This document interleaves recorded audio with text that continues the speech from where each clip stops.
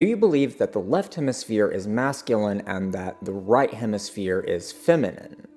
Many might see this as a rather meaningless question. One might presume that such a question is equivalent to asking whether kidneys are masculine and livers are feminine. However, I've come to see that this question is not only meaningful, but in fact absolutely crucial.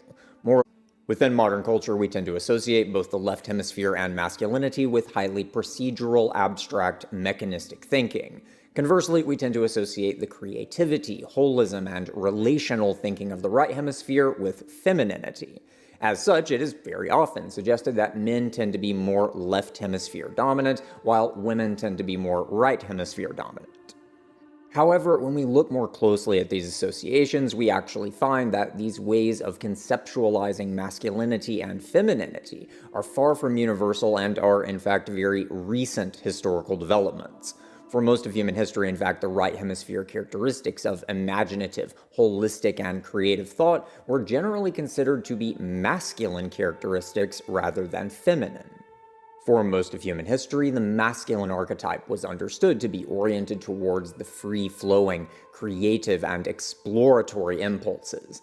The feminine, conversely, was regarded as much more grounded within embodied, practical life processes. If we look to a traditional culture form such as the Christian communities of the early American colonies of New England, we find a very striking polarity.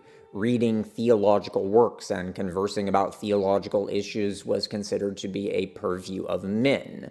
Women, on the other hand, tended to be far more concerned with the way in which these theological notions could actually be embodied and lived within immanent reality. Throughout the ancient, medieval, and even Romantic periods, creative pursuits such as poetry, now often considered to be feminine, were regarded as definitively masculine pursuits. Conversely, the routine, procedural activities of embodied day-to-day labor were regarded as primarily feminine. From our modern perspective, this might seem almost backwards, but in reality, our modern gender attributions are strikingly novel.